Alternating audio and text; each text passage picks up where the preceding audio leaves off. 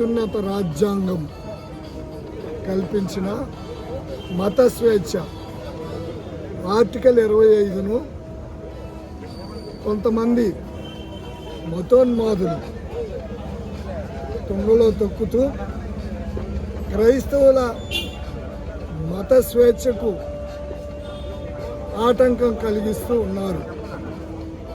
మరి రాజ్యాంగాన్ని వ్యతిరేకించడం అంటే దేశద్రోహం కింద వస్తుంది. మరి ఆర్టికల్ 25కు వ్యతిరేకంగా పనిచేస్తున్న వారిపై దేశద్రోహ చట్టం కింద కేసు నమోదు చేయాలి.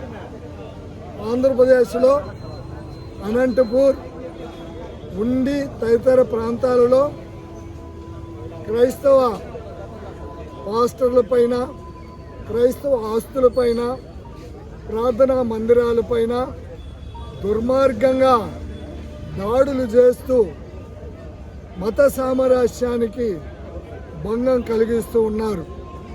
మరి వీరిపై కఠిన చర్యలు తీసుకోవాలని నెల్లూరులో క్రైస్తవ సంఘ ప్రతినిధులు, వివిధ పార్టీల ప్రతినిధులతో ఈరోజు ర్యాలీ నిర్వహించడం జరిగినది. అనంతరం కలెక్టర్ గారికి మెమోరాండము ఇవ్వడమైనది. ఇది ఏంటంటే వివిధ సంస్కృతులు, వివిధ భాషలు, వివిధ సంప్రదాయాలు కలిగిన భారతదేశం భిన్నత్వంతో ఏకత్వం కలిగిన భారతదేశంలో మతోన్మాదులు పెట్టరేగిపోతూ వాళ్ళ యొక్క ఉనికి దళిత క్రైస్తవ మహాసభ నాయకులు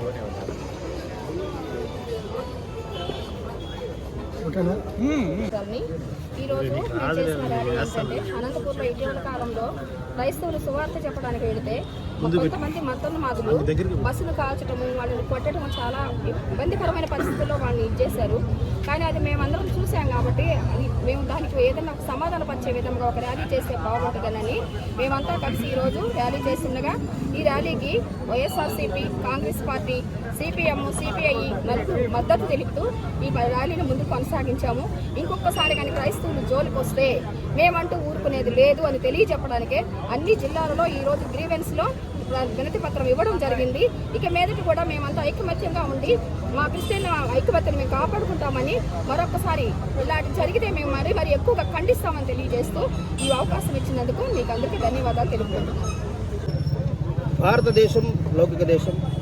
భారతదేశంలో మనమందరము కలిసిమెలిసి జీవించాలి. ఈ విషయం తెలియక కొంతమంది దుర్మార్గులు, మూర్ఖులు క్రైస్తవుల మీద దాడి చేస్తున్నారు. ప్రభుత్వం వెంటనే స్పందించి అటువంటి వారి మీద కఠినమైన చర్య తీసుకోవాలని నేను డిమాండ్ చేస్తున్నాను.